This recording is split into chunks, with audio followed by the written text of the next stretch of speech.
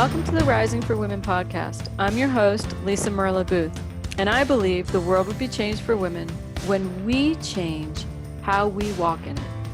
So each week, we're going to have hard conversations. We're going to explore new options. Some of them are going to be hard options, and we're going to have some real, straight talk. We're going to do that because I have faith that women can handle it.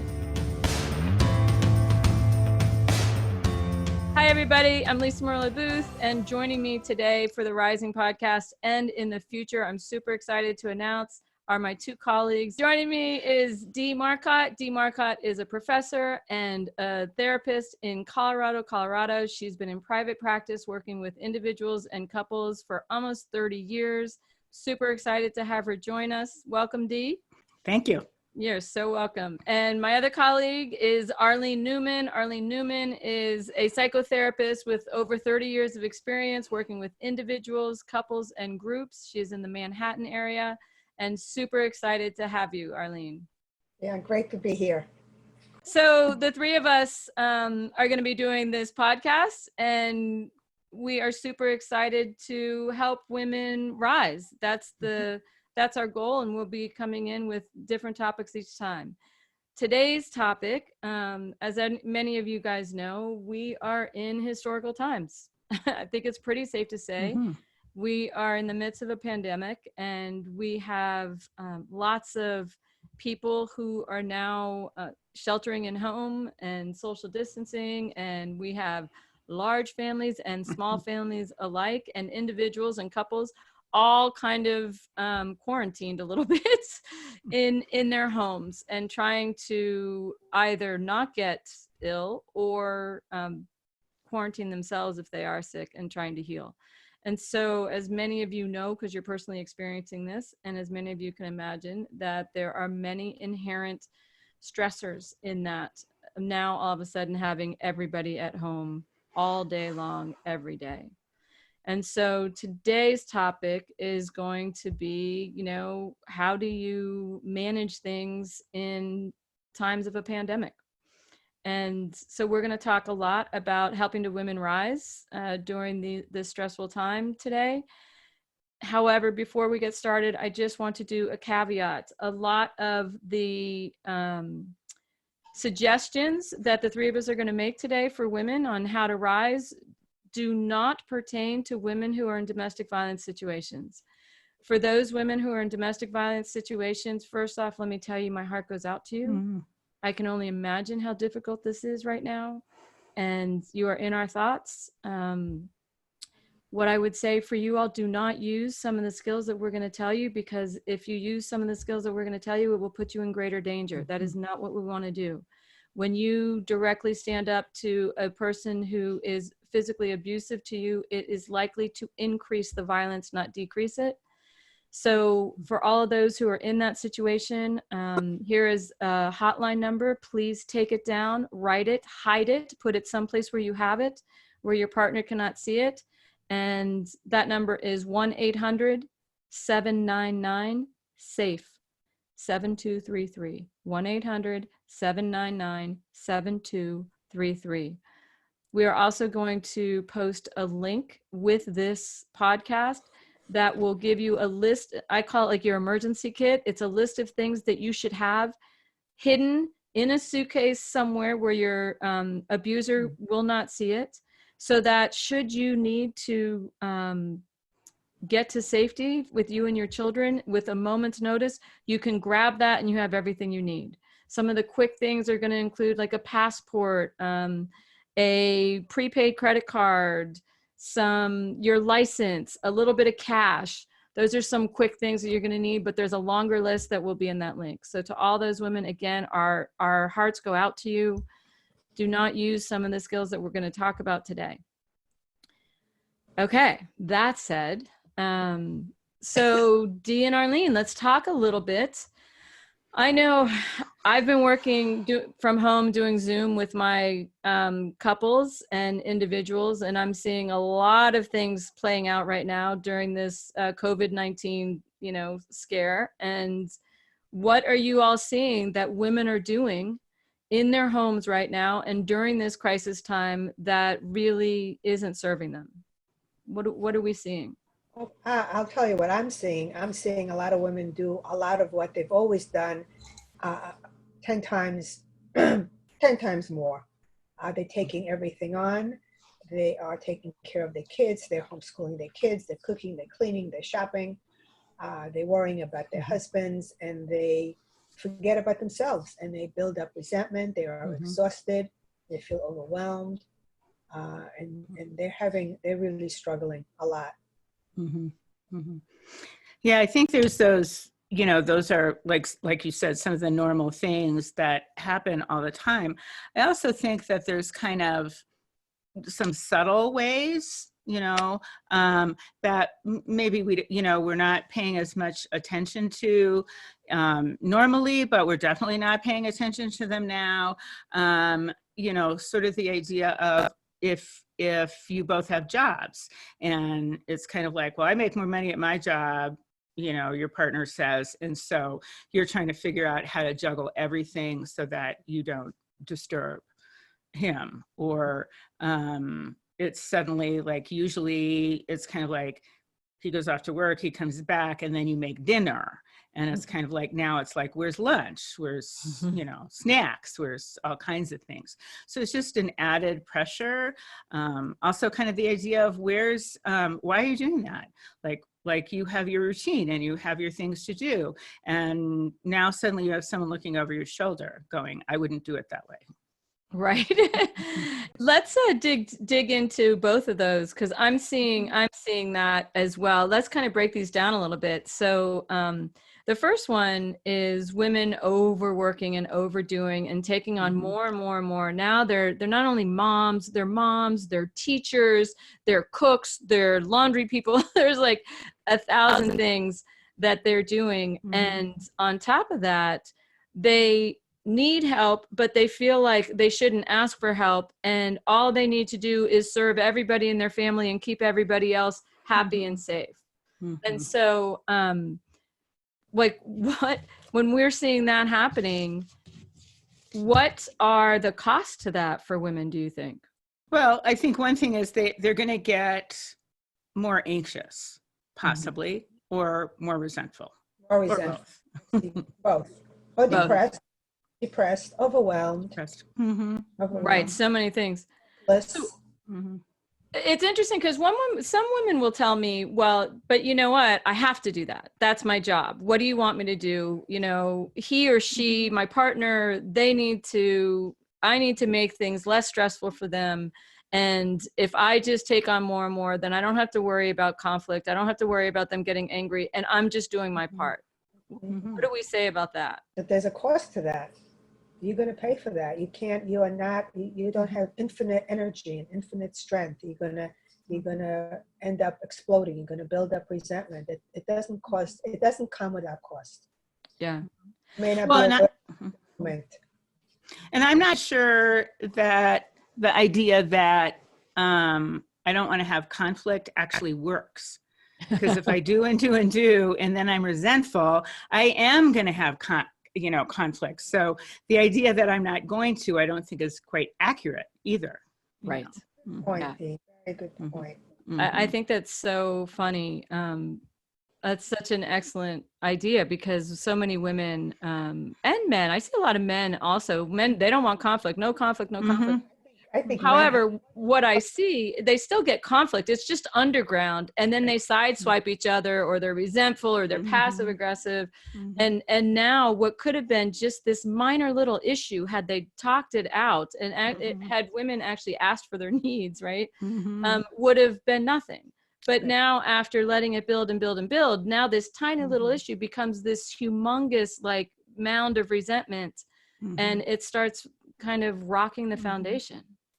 So that idea of, conflict is the better way to go is not helpful. The other thing that one of the things you guys just said made me think about is, hey, women, you have the right to ask for what you need and want. You have the right to have, to be in a home where things are give and take. And it's not just you taking over everything in the home and managing everything so that everybody's okay.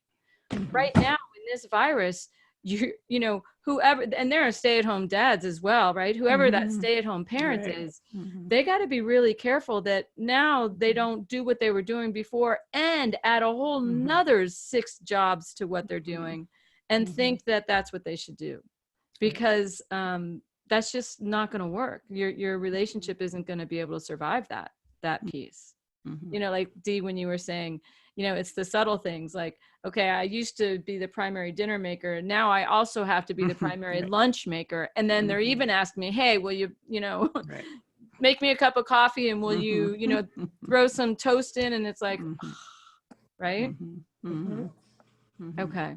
Women have to really be aware of their own feelings, because what I've also noticed, some women who are stay-at-home moms, they take a certain kind of pride in being able to do that. So they are not even aware how much resentment they're building while they're serving and servicing everyone. Yeah. Builds over time.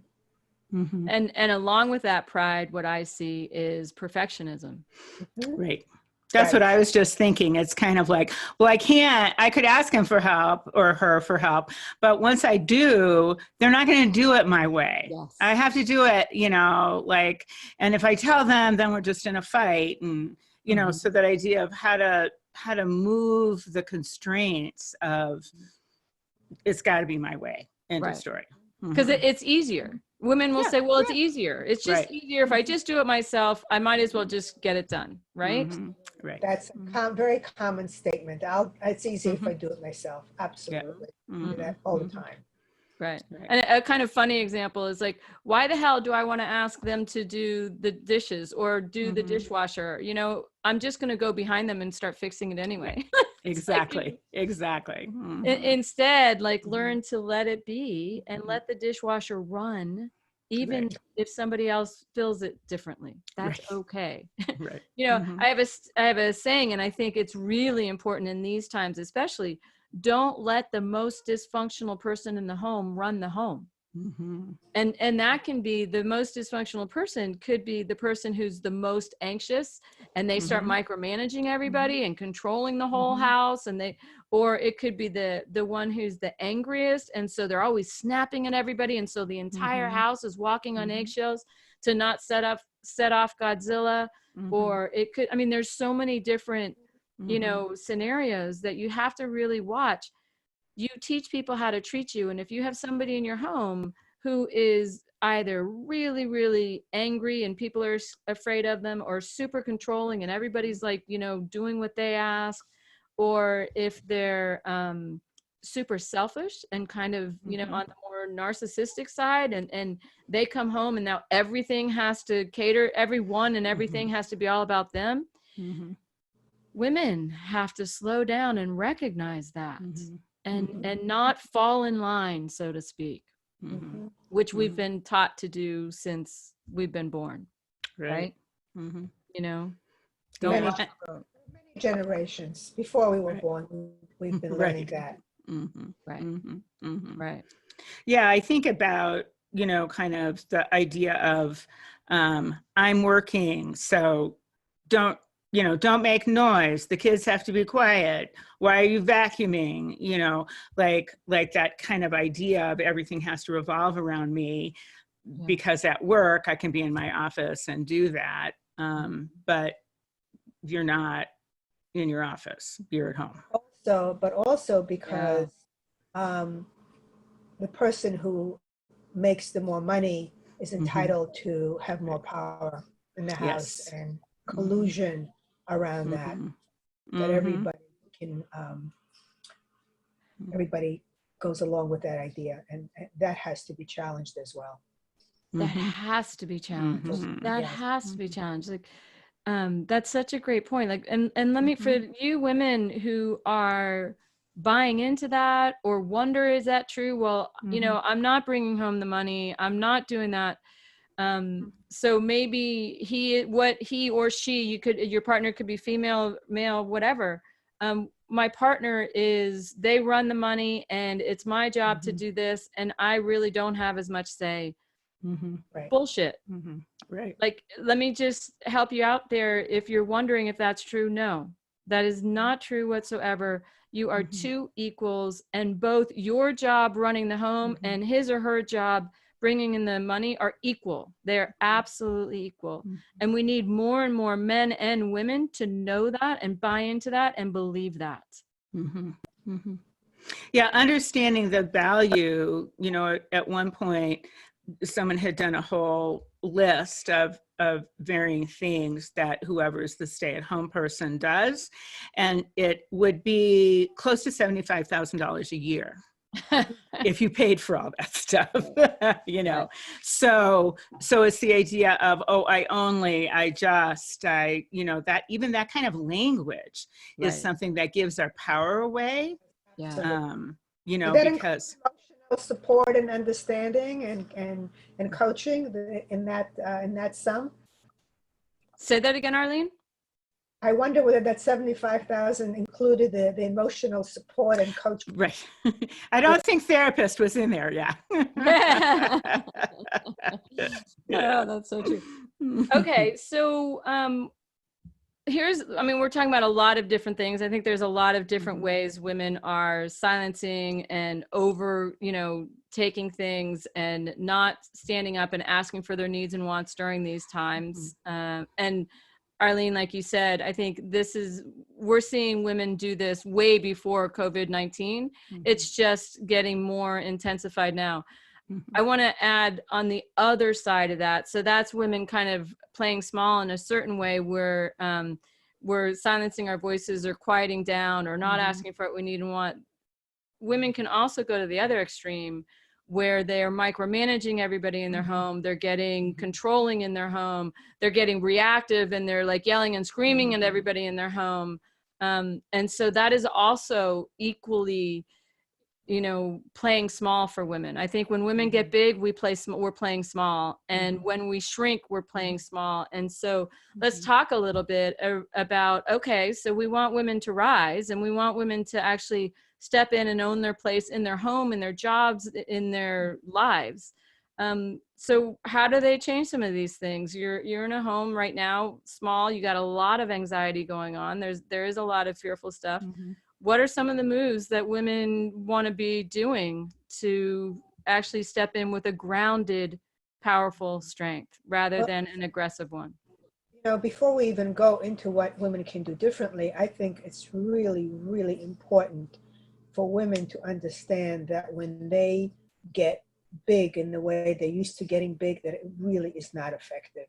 I think we have to get that message, really get that through, because as long as women think that yelling and kind of exploding makes them big and powerful, and it doesn't, and before they can even want to hear something different that we can offer them, they have to know that that is really, it's not effective. They are shooting themselves in the foot.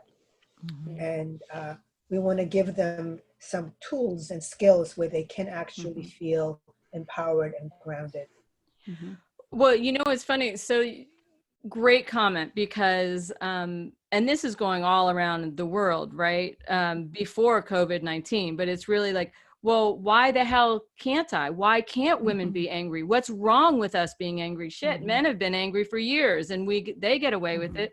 Why is it that women like shouldn't be? And I'm not saying they shouldn't be, but just to push back with you. Be angry, but it's how that anger comes out. You know, acting the way we just described is not being angry. It's really just kind of discharging energy, and it is not focused. It's not intentional. It's not organized, and it doesn't get through as a message. It just makes you sound like you're a crazy person, out of control. That does not help you. Yeah. And I think, Lisa, you might have been the one who have said this. It's sort of like, just because you're loud doesn't mean you're doing something. It just means you're taking bad behavior loudly. Yeah, that's what I always, my saying is, you know, women are yelling, women think that if they're yelling and screaming, they're not taking it. And they're taking it, they're just taking it angrily. Right. Yeah. And a lot of women they make threats. I'm going to divorce you. Oh my gosh, if you do that one more time, I'm leaving you. And the difference between a threat and a limit is action. Right. And, you know, a threat, if you're going to say that you're going to leave somebody because you don't like what they're doing, you better leave them. Or don't say that, because every time you threaten something and then you don't do it, what happens is you teach them to not believe you. Right. And now it's going to take you 10 times more. I get women say all the time, but the only way he or she hears me is if I yell. And I'm like, no, they hear you for about a day, maybe on a good week, a week they'll hear you. And then they're like, oh, okay, the storm has passed, everything's fine. And they do exactly what they've been doing for 20 years. And I think that, I don't think men or women. What did you say, Arlene? I said, if you don't believe us, notice what happens. Right. If you believe that it really works, because for the moment there's a change in behavior for like a day or two, notice how long it lasts. I think we can say it, but you have to know it from your own experience. Right. That it does not work. It is not effective in the long run. If you want to make a shift, you have to do it differently. You can be angry, but be angry differently. Be angry powerfully. Right. And frankly, the last thing that I want our world to be doing is accepting the aggressiveness from women because we accept it from men. I want us to stop accepting it from men and women. Right. I'm tired of bullies. I like have no patience for bullies. There's no room in my life for a bully. And so you can be angry with me, you can be hurt with me, you can, you know, be upset with me, and I am absolutely good to hear that. But once you start attacking me and becoming aggressive and over the top with me, no, I don't do it with you, and I don't expect you to do it with me. And women need to come in with that. They have to have this, look, here's my rules of engagement. You either treat me this way, which is like respectfully and, you know, compassionately, or this doesn't work. And I do the same. That's right. Those are the rules. Those are the rules of engagement. That respect always has to be a part of the communication, no matter how angry you are. I think, Lisa, you said that a long time ago. I love that. It was like, there's never excuse for abuse. And bullying and attacking and name calling and all of those things all go under the heading of abuse.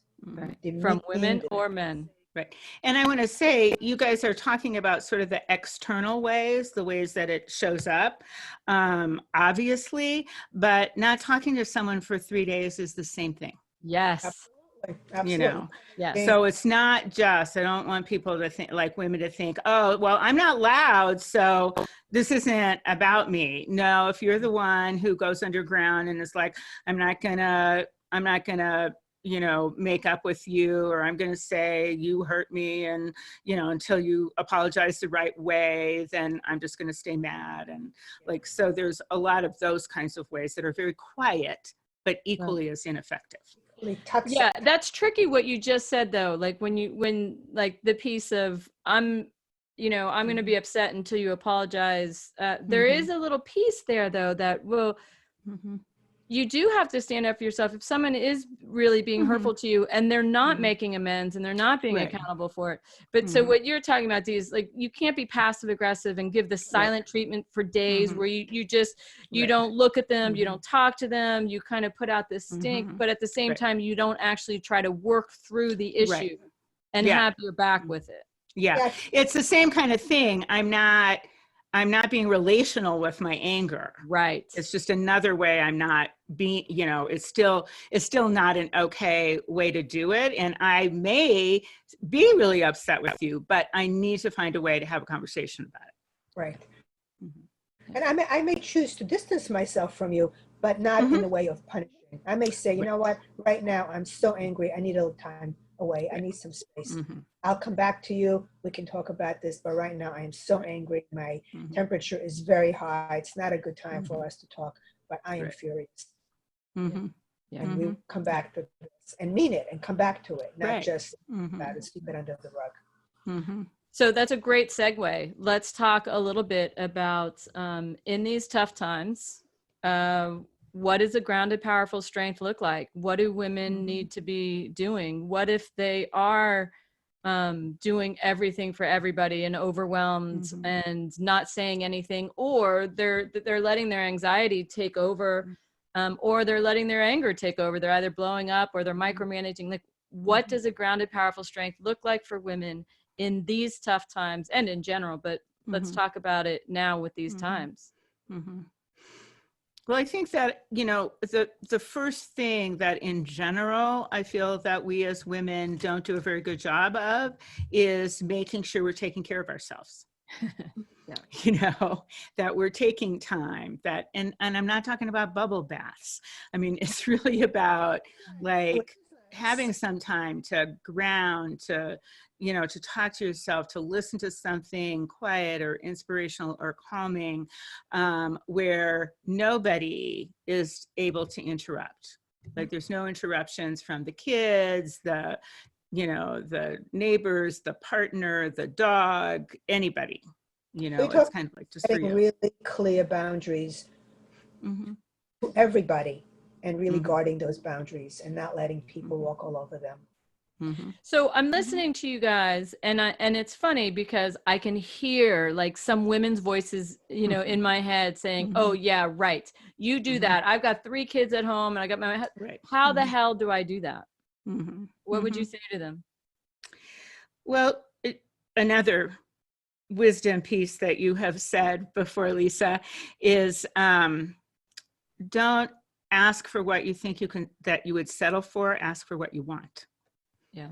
And I think in this, there is some discussion and conversation about like, life is different, and we need to come up with some different agreements about how things are going to work.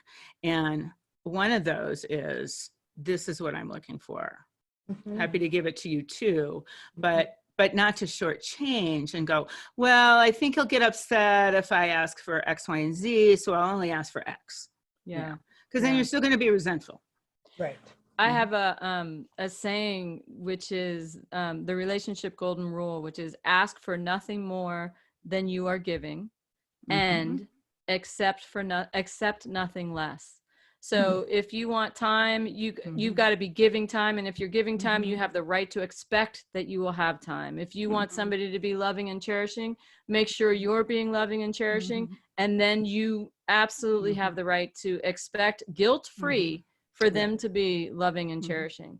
I think so many women, they give, and then they settle. Right. And I think one of the things that came to mind when you were saying that is the idea that, and if you're going to take this time, as women, we can't do the thing of, oh, well, they texted me, and so they need to know what to do for Johnny, and they need to, it's kind of like, no, like, your part is not answering the text, or the phone call or whatever. Or saying, you're going to have to figure it out. If you do answer the text, sorry. On yours, I want to speak for those women who are not able to not answer those texts and feel themselves compelled to do it. And if they can just begin to become aware of what it is that makes them feel that they absolutely have to do it, that they can't honor the commitment they made to themselves, and just become aware what gets in their way. Yeah, because then they feel guilty. They feel guilty if they take. It's that whole idea: put the oxygen mask on you first. Right. And in order to do that, there's many skills you have to do. 1, you have to recognize you need it. 2, you gotta like find your voice to be able to ask for it. And 3, you got to be able to stand behind it. And and then 4, you have to actually then take it guilt-free. Right. That's a lot of skills for women. Especially for women who are not used to asking. And especially for the ones that are not being supported by their partner to do so. If they're being guilted, or they're being ashamed, or some other way of being manipulated into feeling that is not okay for them. So maybe they can take what we're saying to give them the support to be able to begin to think about what it is that they really want and ask for it. Right. I also think, Lisa, as you were talking about the guilt thing, is that sometimes it's kind of like, it's, I'll tell myself, no, it's okay. But then when I come back, I'll do 5 things to make up for taking time. And so that then it ends up that we end up saying, well, it's not worth it because look what I have to do. Right. And it's kind of like, well, the first problem is we didn't have to do any of those. Right. So, gosh, that just like reminded me, for all women to realize that we have been, like, I call it the big sham. And we have been so enculturated by the big sham. The big sham is the intersectionality between gender socialization, misogyny, and patriarchy. And we get slammed from all three of those day in and day out. And it's like, oh my gosh, it gets us into this like straitjacket of, oh, I can't be a bitch, and oh, I can't be mean, and oh, I have to be perfect, and I can't just like clean the house. I got to look beautiful when I clean the house, and then I have to be ready for sex, and then I have to be, it's like, oh dear God, like those messages are so crazy. And like, even though they're not nearly as bad as they are in the 50s, they're way worse than we think they are, and they're still going on. And I'm watching, you know, 7th grade girls play into this even worse almost than than when I was in 7th grade. It's like, so I'm so aware, Dee, like, okay, so we finally give ourselves, you know, that time, and then we're going to add 5 other things to our list because we took one, like, that's so sad. That's so sad. And I just find we have to be aware of that. We've got to pay attention to that. And we got to recognize, listen, if we want women to rise, we have to not play by the rules. We just have to, because it's killing us. And to any men who are listening, my heart goes out to men too, because the rules we tell them are just killing them. They're killing them. I have so many men who, like, their wives are leaving them. Why? Because of the messages that our culture tells men all the time. And they don't know how the hell to show up emotionally because we shut them down so much. So anyway, I just, when you just said that, it just struck me. The big sham. It just has set women up. It certainly has set men up. And we need, you know, look, all the women listening, the 3 of us are absolutely, we watch this in our practices every day. We've been working with couples and women for decades. Trust us. Don't buy into this big sham. You have the right to take care of yourselves. You are absolutely worthy of being, like, you can ask for what you need just as your partners should ask for what they need, just as your children. We have to start just like mixing this up, because it's just crazy. It's just crazy. And it doesn't work. And it doesn't work. People are not happy. They're miserable, unfulfilled. You know, after the bloom falls off the rose, as they say, then they have to deal with the real relationship, and all this stuff comes up, and they don't have the tools of making it work for them. Both men and women. And then if they have kids and the kids suffer, it just it does not work. Right. All right, so let's get back to, like you said, Arlene, the tools. So grounded, powerful strength during these times. One is oxygen mask goes on you first. So women, you have to take care of yourself, because if you don't take care of yourself, you can't take care of your family. Anybody. You can't do it, right?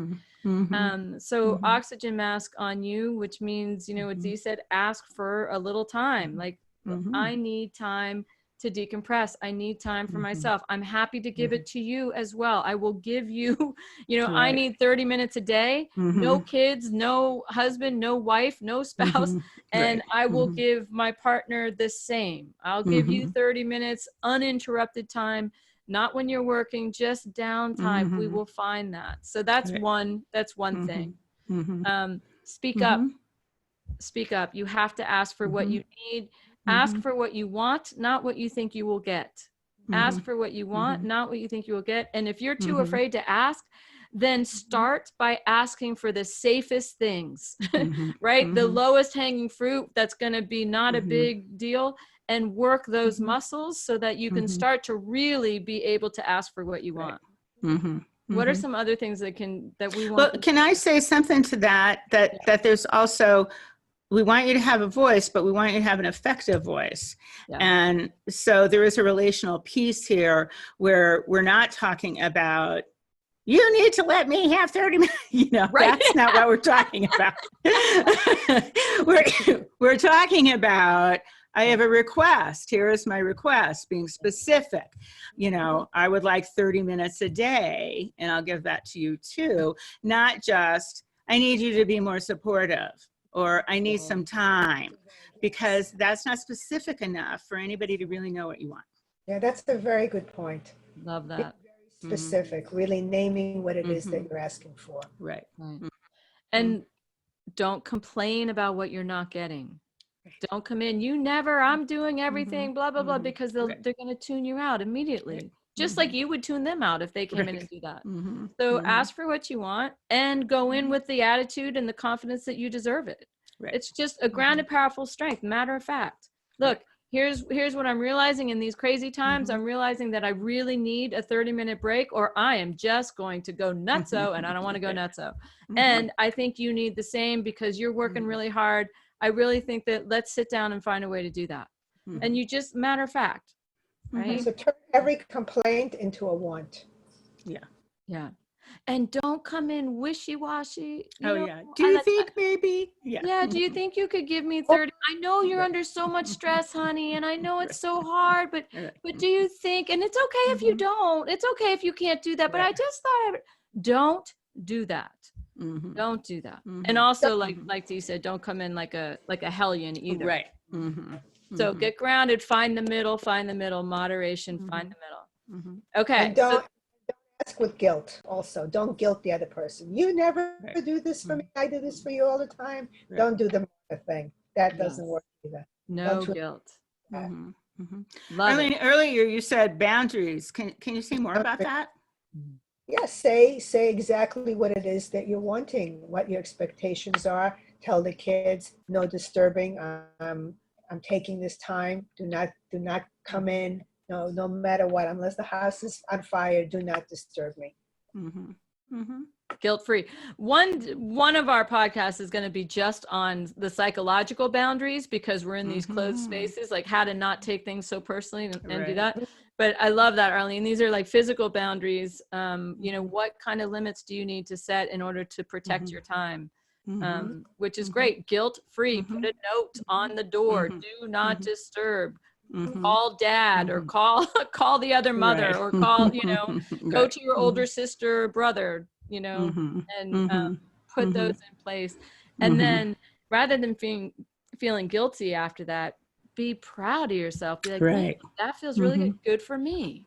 Good for me. And honor that piece. And you also, if you do that with your kids, especially, you're teaching them how to do it. Benefit there. Right. They see you doing it, they'll do it. They'll just take that in as what you do. And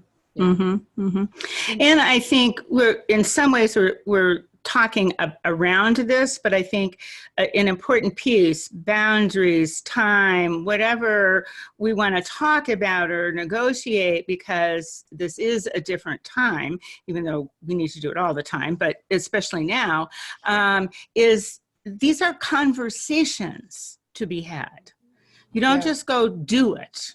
Right. This is about having conversations and letting the person know what your plan is, and that kind of thing. So this has to be talked about. Right. So conversation implying I say what I need, and then I hear, and I make sure that I'm getting heard. Yes. And also hearing what you have to say, and we go back and forth. And we both become very conscious about not trying to manipulate each other, control each other, but really be straightforward and really have a conversation. I'm aware, as we're saying this, that this is going to be great for couples and family members who have, who a mutual respect for one another and who have a certain level of health.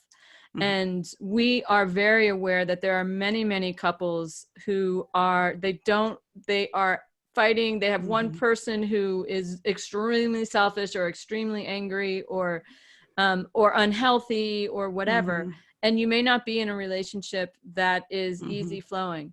What I want to tell you though, is healthy relationships should be relatively easy flowing. It should be where you have a partner where you can make a request and they're going to be like, sure, I can do that if they can, or where they can say no and you're not going to flip out about the no, right? Or you can say no and they're not going to flip out about the no. So I just want to paint a little, what a healthy relationship looks like is there's a mutual give and take. And so some of what we're talking about is, listen, make a request, do it clean, give when you can give, do all that. And if you're not in a relationship where that is happening, I want you to just note that. And I want you to note like, oh, that kind of sucks. I didn't realize I'm not in that. Because that's what if you're going to spend your life with somebody, that should be, it should feel good to come home, not like, ugh, it's just going to be contemptuous. So just wanted to flag that. I think that's a great point. I'm not quite sure how we're going to address that, but I think that's something that we definitely could have a whole We're podcast about. We are absolutely. We're going to have a session or an episode on a podcast that's going to be all about that. What if you're in a relationship where it isn't respectful, it's not give and take, everything almost feels like a fight, or there's really like a couple of serious issues that make it just heavy lifting every day. So we will have probably several episodes on that. Right. But I just want to flag for now, if that's your case, if that's what's happening with you, I want you to know that that's not healthy. That's not normal. That's not okay. And you deserve more. So I just want to flag that. Okay. It's not unusual. And it's not unusual. Right. It's not unusual, and it's not what you should be living. Right. So, okay, so I guess let's go to the tips. Let me just do a quick wrap up, and then we're going to, talk about the tips for all of you all. Okay. So general wrap up is, first off, we know these are troubled times. Have a lot of patience for yourself. Have patience for your family members as much as you can, while also having your back. So oxygen mask goes on you first. Don't overdo and then get resentful. That if you start overdoing and getting resentful, that's on you. You created that. You have to learn to say no. Stand up for what you need and want. Ask for it, right? And whatever you're asking for, do so from a grounded, powerful strength. Don't do it meek and kind of hesitantly, and don't do it aggressively and over the top. You step in as though you are worthy, because you are, and you step in with a clean energy, no contempt, no rage, and no insecurity. You just step in, matter of fact. No guilt. It's going to be my and no thing. guilt. Right. No guilting. And no guilting, and no guilting of others, and no guilting of yourself. Don't feel guilty about what you're asking for. You have the right. Dee, any other things for the wrap up that you want to add? Just that before we go into the tips and kind of based on that summary, is to remember that things have changed. And because things have changed, we have to change. Yeah. Hopefully this will be a more long-lasting change because of what we as women start changing within ourselves. Yeah. Love that. Arlene, anything? Yeah, no, that would have been my thing. Things have changed, and we are going to change with it, and we can do it differently. Awesome. We can practice some new tools that are going to be much more effective and much more useful to get us through this. And we're going to be here to help you. We will be here to help you. I remember in the most difficult time of my life, we kept having more and more just crazy stuff happening in our families. And in the end, what helped me is remembering this is just an MIT. It is a moment in time. And the one constant is change. We always have change. This might be a long MIT, and ultimately it is just an MIT. We will get through it. It will change day to day, week to week, month to month. So just remember, when you're super, super stressed, it's an MIT. And there are opportunities during this time as well that we can notice. We can notice where we get stuck. We can notice what doesn't work in our relationships, focus on it and see how you can change it. So there is a silver lining in this. Right. That we're Absolutely. Going through. Yeah. Okay.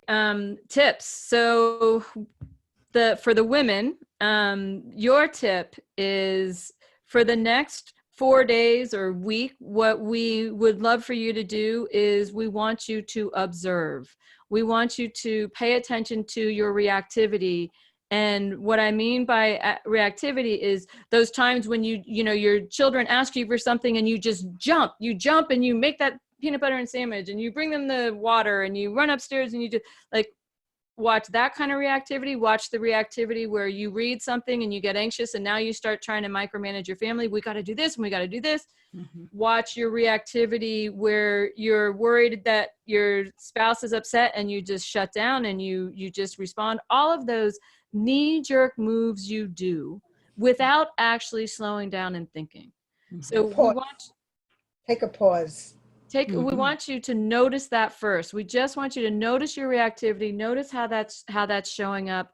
And as you're just observing, what we want you to do is see if you could rank each thing that you quickly react to on a scale of 1 to 10. So if your son comes in, if he texts you, Mom, I'm thirsty, can you bring me a glass of water? And you immediately jump up to do that. As soon as you notice, you sit back down and then you notice, gosh, I just jumped up and do that. What was that on a scale of 1 to 10? Oh, that was a 1. Bringing my son water is a 1, right? And so really start doing that. And then after observing for 4 days or a week, whatever you can do, then we want you to actually start trying to make changes. So what you're going to do is, as soon as you get an ask or something happens, we want you to pause. Notice that knee-jerk move. Try to slow it down. Take a deep centering breath. There's lots of different ways to take a centering breath. What I usually say is take a heart breath, because when we do a knee-jerk move, often our heart is going a little bit faster. Breathe into your heart to the count of 4. Hold it to the count of 4. Release it to the count of 4. Slow down. Then go back to the rating. Is this a 1 or a 10? Is it 1, 2, 3, 4, 5? If it's anything less than an 8, 9, or 10, try to say no to it. Or at least wait 10 minutes or 20 minutes before you jump and do it. And then if it's an 8, 9, and 10, okay, you can do that. So that's your tip. Play with it for the next, week, 2 weeks, month. And we'd love to hear how it's going. So, write in the Facebook comments section, like, I tried this, it didn't work, or, oh my gosh, I'm responding to 1s every day. What's happening? Like, just tell us what's happening. Tell us. What'd you say, Arlene? We would love to hear from you. We'd love to hear Absolutely. from you. See how they're doing, what's helpful, what's not helpful, what they need more of. We so want to hear it. If it's like, I waited, I stopped responding to 1 through 5 and my whole family's mad at me, great. Tell us that too. We want to hear the information. So that's the tip for women. Go out, do it. Let's start rising, please. Let's start rising. And then tip for men. So Arlene or Dee, what's the tip for men we want to leave them with? Well, we're back to what Dee said before. Things have changed. Don't think that you can just walk back into the house and move your office from your office to your home. Things have changed. Be mindful that your wife is there doing a hell of a lot more than she's done before, and you have to show up. You have to participate. You have to be more active in helping and being with her and with the kids. Great. So how about we do the same thing with the men? You observe for the first week. Notice, is it, have you kind of just moved your work to home and you're doing the same thing you've always done, but you're no more invested in the family or no more helping in the family than you were before? And then once you start observing that, after that week, start implementing, start stepping in differently, and start maybe sharing what's going on with you and your stresses, or sharing, or listening to your wife and her stresses. Ask her, what happened with the day? What'd you do today? How are you handling things? But actually, so the first, week, observe. The next week, start stepping in and acting on that. Dee, any thoughts on either of those? No, I think they're great. I think with the men's tip, a little bit what you're talking about is the idea of asking yourself, how am I being aware of my partner right now? Interesting. Love that. Love that. I love that too. Okay, you guys. We are wishing everybody a very healthy, several months. If you have questions, thoughts, or you have topics that you want us to address, in future episodes, let us know. And we're rooting for you. Let's go. Women, we want you to rise. The world will change for women when we change how we walk in it. Stop trying to change the men. Let's look internal. That's right. The world needs us. The Yes. world really needs us. Yes, in a different way than we have been for decades. Absolutely. Thank you again for joining us this week. And always remember, you have the power to change the world for women by changing how you walk in it. I challenge you to choose one way to stand in your grounded, powerful strength this week and be part of the ripple of change.